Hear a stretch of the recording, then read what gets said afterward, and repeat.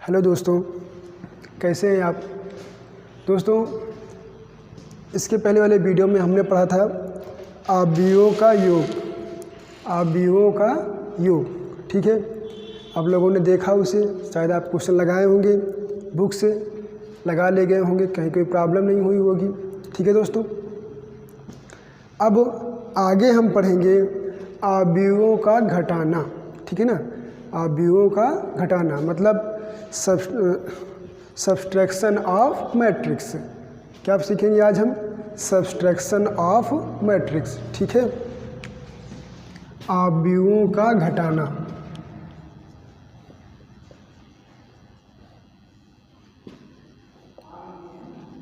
अवयवों का घटाना, ठीक है ना। सब्सट्रैक्शन ऑफ मैट्रिक्स क्या सीखेंगे? सब्सट्रैक्शन ऑफ मैट्रिक्स, ठीक है ना दोस्तों। सब्सट्रैक्शन ऑफ मैट्रिक्स सीखने, चलिए ठीक है, देखते हैं क्या है ये होता है। देखो, जैसे हमने पढ़ा था अवयवों का योग, ठीक है ना, सेम वही है अवयवों का घटाना, ठीक है ना। देखिए कंडीशन वही दोनों हैं। पहला क्या है कि इनके जो कोटि होगी, जो ऑर्डर होगी, दोनों सेम होने चाहिए। कहने का मतलब क्या हुआ कि दो अवयवों का घटाना तभी संभव है जब दोनों अवयव की कोटि समान हो। अगर कोटि समान है तो संभव होगा, ठीक है।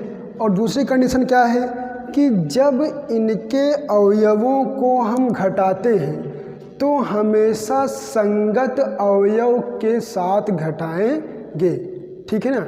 जैसे उसमें हम संगत अवयवों के साथ जोड़ते थे, वैसे इसमें हम क्या करेंगे? संगत अवयवों के साथ घटाएंगे, ठीक है ना। चलिए जैसे हम इसे समझते हैं कि दो अवयव हैं, ए बराबर क्या है? ए आई जे, ठीक है ना, एम क्रॉस एन ऑर्डर का। दूसरा अवयव है बी बराबर बी आई जे, जो क्या है? एम क्रॉस एन ऑर्डर का। तो दोनों का ऑर्डर सेम है, ठीक है ना। जब इनको हम घटाएंगे मतलब a माइनस बी, तो बराबर क्या हो जाएगा? ए आई जे माइनस बी आई जे बराबर एम क्रॉस एन, ठीक है ना। क्या हो जाएगा? ए आई जे माइनस बी आई जे बराबर एक एम क्रॉस एन। इसको हम और यदि आसान भाषा में समझें तो ऐसे समझ सकते हैं कि यदि ए बराबर दिया जाए आपको A11, A12, A21 और A22, किस ऑर्डर की है? 2 क्रॉस 2 की, ठीक है। इसके बाद B बराबर लिख देते हैं हम यहाँ पर B11, B12, ठीक है ना, B21 और B22, 2 क्रॉस 2। जब हम करेंगे A माइनस बी, हमें एक नई मैट्रिक्स सी मिलेगी। वो क्या हो जाएगा आपका? यहाँ पर देखिए A11 मतलब संगत अवयवों को संगत अवयव के साथ घटाएंगे। A11 बराबर माइनस B11 क्या हो जाएगा? A11 minus B11। दूसरा क्या हो जाएगा? A12 minus B12। फिर यहाँ पर A21 माइनस B21, ठीक है। फिर आगे हम देखेंगे A22 माइनस B22, किस ऑर्डर की? 2 क्रॉस 2। मतलब हमने क्या किया यहाँ पर? इनके संगत अवयवों को घटा दिए हैं, ठीक है ना। A11 को B11 से, A12 को B12 से, A21 को B21 से, A22 को B22 से, ठीक है ना। तो ये क्या हो गया आपका? अवयव का घटाना, ठीक है। इतना आप सीख गए हैं, इसको नोट कर लीजिएगा, ठीक है दोस्तों। आप जब भी पढ़ने बैठा करें मैथ को तो हमेशा कॉपी और पेन साथ में लेकर बैठा करें, क्योंकि मैथ ऐसा सब्जेक्ट होता है कि इसमें कुछ ना कुछ हमेशा लिखना पड़ेगा आपको, ठीक है ना।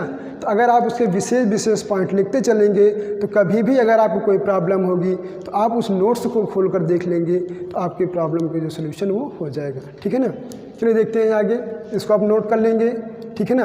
अब इसको हम एक सवाल के माध्यम से समझते हैं तो आपको बहुत आसानी से समझ में आ जाएगा कि हम यहाँ पर कहना क्या चाह रहे हैं, हम आपको यहाँ पर बताना क्या चाहते हैं, ठीक है ना दोस्तों। देखिए जैसे आगे देखते हैं हम, यहाँ पर दिया गया है, देखिए क्या है कि A बराबर आपका यहाँ पर है, एक मैट्रिक्स हम लिख रहे हैं 1 2 3 4, ये दिया गया है 2 क्रॉस 2 ऑर्डर का, ठीक है ना। और B बराबर दिया गया है 2 4 6 8, ये दिया गया है किस ऑर्डर का है, 2 क्रॉस 2 का। तो जब हम निकालेंगे A माइनस बी, क्या ज्ञात करेंगे, A माइनस बी, तो A माइनस बी क्या हो जाएगा यहाँ पर, देखिए संगत अवयवों को घटाना है, किसको घटाना है, संगत अवयवों को, ठीक है। तो पहले अवयव को हम पहले अवयव के साथ 1 माइनस 2, ठीक है। दूसरे अवयव को हम दूसरे अवयवों के साथ, क्या हो जाएगा यहाँ पर 2 माइनस 4, ये, ठीक है। तीसरा क्या हो जाएगा 3 माइनस 6, चौथा क्या हो जाएगा 4 माइनस 8, 2 क्रॉस 2, ये हो गया ना। तो यहाँ पर आगे हम A माइनस बी बराबर कितना हो जाएगा, 2 में से 1 जाएंगे -1, 4 में से 2 जाएगा -2, 6 में से -3 और 4 में से 8 जाएगा -4, ये कितना हो जाएगा 2 क्रॉस 2। तो ये जो आ गया आपका, ये क्या आया A माइनस बी। चाहे जितनी बड़ी मैट्रिक्स हो जाए, 2 क्रॉस 2, 3 क्रॉस 3, 4 क्रॉस 4, सबको घटाने का यही तरीका होगा, ठीक है ना, कि पहले उनके संगत अवयवों को हम संगत अवयवों से घटाते हैं। ठीक है बच्चों, इतनी बात आप समझ गए होंगे, यहाँ तक कोई दिक्कत नहीं है, ठीक है ना। देखिए इसमें कुछ बातें और छूट रही हैं जिनको हम आपको बताना चाहेंगे कि बातें क्या हैं।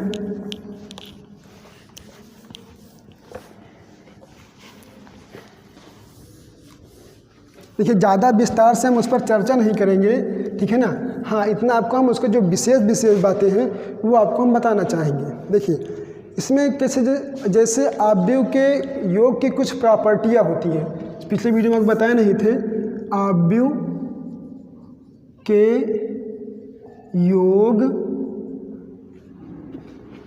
के गुण ऐसे कह सकते हो, ये properties of matrix of some, ठीक है ना, आव्यूह के योग के गुण। देखिए इसमें क्या होता है, पहला आपका है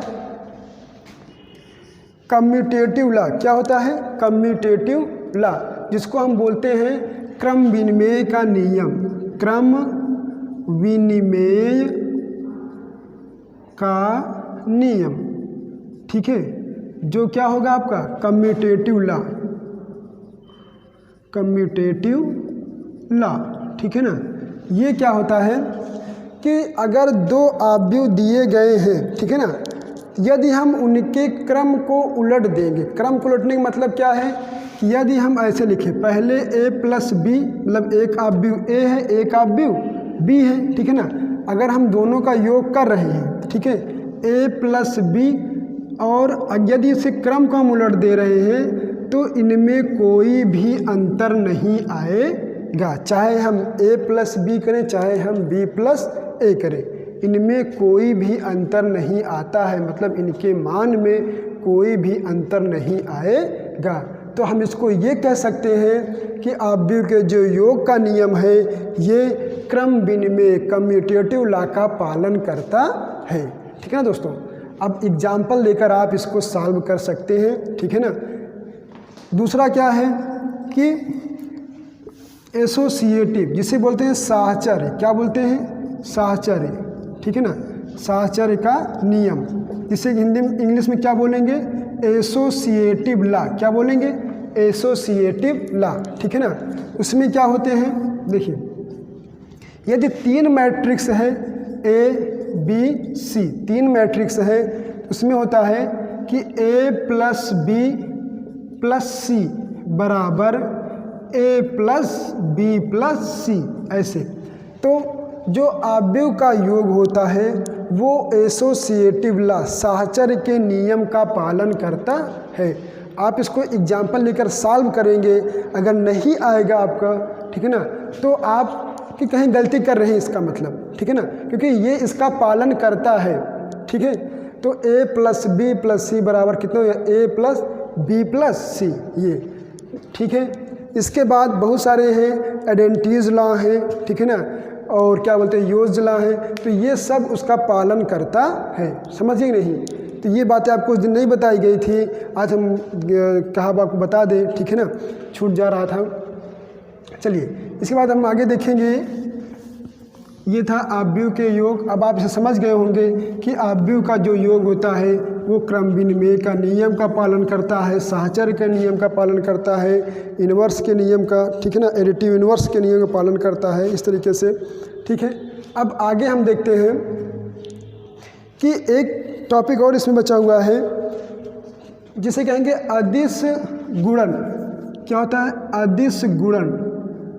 अगर आप लोग फिजिक्स पढ़े होंगे तो उसका मतलब जानते होंगे, ज़्यादा डिटेल से हम चर्चा यहाँ पर नहीं करेंगे। अदिश गुणन या अदिश गुणा कह सकते हैं। इसका मतलब क्या है कि यदि किसी भी आव्यूह में हम किसी संख्या से गुणा करते हैं तो उस संख्या से आव्यूह के प्रत्येक अवयवों में गुणा होता है, ठीक है ना।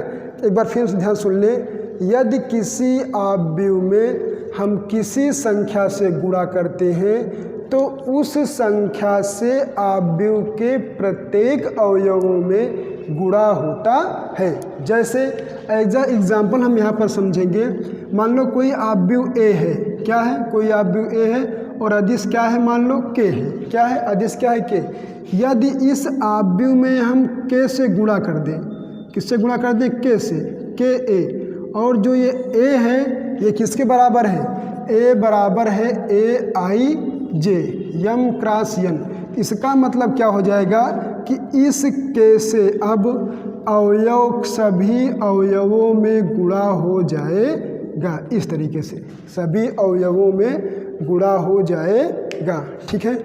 जैसे यदि हम कह दें यहाँ पर कि ए बराबर है ए बी सी डी, एक सिंपल समझते हैं, ठीक है ना, ए बराबर है ए बी सी डी दिया गया है। यदि हम इसमें के से गुणा कर दें, किससे गुणा करें, के से, मतलब कि के ए, तब के ए बराबर कितना हो जाएगा, के इंटू ए, के इंटू बी, के इंटू सी और के इंटू डी, इस तरीके से। मतलब क्या हुआ कि जिस क्या बोलते हैं, जिस अक्षर से, जिस नंबर से हम इसमें गुणा कर रहे थे, जिस संख्या से गुणा कर रहे थे, उस संख्या से इस आव्यूह के सभी अवयवों में गुणा हो जाएगा, ठीक है ना। ये क्या होता है, अदिश गुणा, इसमें जो है, ठीक है ना, किसी अवयव में गुणा करते हैं, ठीक है। अब इस पर हम सवाल देखेंगे, इस पर सवाल कैसे आती है, ठीक है। देखिए, और इसको हम इसे दिया गया है यहाँ पर क्या कि एक आव्यूह दिया गया है ए बराबर, यदि ए बराबर दिया गया है 1002 ऐसे दिया गया है, ठीक है ना, और कहेगा तो 5a का मान ज्ञात करो, 5a का मान ज्ञात करो, ये दिया गया है, ठीक है ना। तो अब यहाँ पर किसका पूछा है, 5a, मतलब 5 से a में गुणा कर रहे हैं, ठीक है ना। तो 5a बराबर कितना हो जाएगा, 5 इंटू 1, 5 इंटू 0, 5 इंटू 0 और 5 इंटू 2, ये हो जाएगा, ठीक है ना, ऐसे। तो अब यहाँ पर कितना हो जाएगा, 5 का नम 5, 0 हो जाएगा, ये भी 0 हो जाएगा, 5 दूनी 10, ये कितना 2 क्रॉस 2, ऐसे। ये क्या हो गया आपका 5a का मान, ठीक है। ऐसे ही कहेगा 3 से, 2 से, 1/2 से, चाहे जिससे कहें, हम उस संख्या से आव्यूह के सभी अवयवों में गुणा कर देते हैं, ठीक है बच्चों। ये बात आप समझ गए नहीं, ठीक है। अब आगे हम देखते हैं कि इसमें इस टाइप से क्वेश्चन कैसे बनते हैं, इसका प्रयोग करके क्वेश्चन कैसे बनता है आव्यूह के योग में और आव्यूह के घटाने में, ठीक है ना। देखिए, जैसे यहाँ पर दिया गया है क्वेश्चन, हम समझेंगे यहाँ पर कि यदि a बराबर 1001, ठीक है ना, b बराबर 2101 ये दिया गया है, तो 2a + 3b और 2a - 2b का मान ज्ञात करें, का मान ज्ञात करें। ये ठीक है ना, क्या दिया गया है? तो 2a + 3b और 2a - 3b का मान ज्ञात करें, ऐसे। ठीक है ना, सॉरी यहाँ 3b कर देंगे, सही रहेगा इस तरीके से। ठीक है ना, तो सबसे पहले हम क्या करेंगे? 2a और 3b का मान निकालेंगे। ठीक है ना, 2a क्या है? 2a बराबर मतलब कि 2 से सभी अवयव, a के सभी अवयवों में गुणा करेंगे। यहाँ कितना हो जाएगा? 2 × 1 = 2, 0, यहाँ कितना हो जाएगा? 0 हो जाएगा। ठीक है ना, और यहाँ कितना हो जाएगा? 2 हो जाएगा। ठीक है, ये कितना आ गया? 2a आ गया। पुनः हम 2b ज्ञात करेंगे। जब 2b ज्ञात करेंगे यहाँ पर, तो 2b कितना हो जाएगा? देखिए, सॉरी 3b के यहाँ पर कितना है? 3b, तो 3 से b में गुणा करेंगे। 3 दूनी 6, 3 × 9 3, 3 0 0, 3 × 9 3, ये हो गया ना। तो ये क्या आ गया आपका? 2a और 3b का मान आ गया। ठीक है, अब इसके बाद हमें निकालना क्या है? 2a + 3b, यही निकालेंगे। ठीक है ना, तो 2a का मान कितना है? ये दिया गया। 3b का मान, ये योग करना है। तो योग हमेशा संगत अवयवों के साथ होता है। यहाँ लिख देंगे हम 2 + 6, 0 + 3, 0 + 0 और 2 + 3, ये। ठीक है, यहाँ पर हमें क्या मिल जाएगा? 6 2 8 3 0 3 2 5, इस तरीके से हमें यहाँ पर प्राप्त हो जाए क्या? 2a + 3b। और यदि कहेगा कि 2a - 3b ज्ञात कीजिए, तो इसको यहाँ निकाल लेते हैं हम। 2a - 3b जब घटाएंगे इसको, देखिए सेम ऐसे कंडीशन, 2 - 6, 0 - 3, 0 - 0 और 2 - 3, ये हो जाएगा। कितना जाएगा? -4 आ जाएगा, -3, 0 और -1, ये क्या आ गया? 2a - 3b। ठीक है ना, तो इस तरीके से आपको नए नए क्वेश्चन यहाँ पर मिलते रहेंगे। ठीक है, 2a - 3b, 2a + 3b। ठीक है ना दोस्तों, बहुत सारे क्वेश्चन मिलेंगे। तो सबके करने का यही तरीका होगा, जिस संख्या से गुणा करने के लिए कहेगा, ठीक है ना, उससे हम उस संख्या से उसके सभी अवयव में गुणा कर देंगे। उसके बाद चाहे प्लस कहेगा, चाहे जो है माइनस कहेगा, हम सभी को सॉल्व कर लेते हैं। ठीक है, अब इसमें से बहुत थोड़ा सा टफेस्ट क्वेश्चन भी बनते हैं जो आपके बोर्ड एग्ज़ाम में आए हुए हैं। ठीक है ना, उसको हम सॉल्व करेंगे। और वो जो क्वेश्चन बनते हैं वो आपके जोड़कर बनते हैं अलजेब्रा से। अलजेब्रा का मतलब क्या हुआ कि जैसे रैखिक समीकरण होते हैं, उस समीकरण को सॉल्व करने के तरीके से यहाँ पर आपके क्वेश्चन बनेंगे। ठीक है, तो उस क्वेश्चन की हम प्रकृति को समझते हैं कि कैसे यहाँ पर क्वेश्चन आपके बोर्ड में आए हुए हैं। ठीक है, जैसे यहाँ पर हम उसको समझेंगे।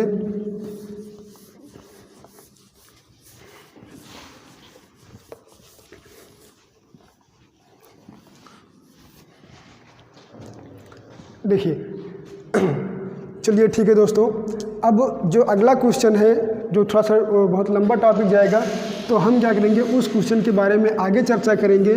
ठीक है ना, आप शायद यहाँ तक समझ गए होंगे। अगर इसमें यहाँ तक किसी को कोई भी दिक्कत होगी तो वो जो है कमेंट बॉक्स में जाकर बताएगा, हम उसकी समस्याओं को सॉल्व करेंगे। ठीक है, थैंक यू, नमस्कार।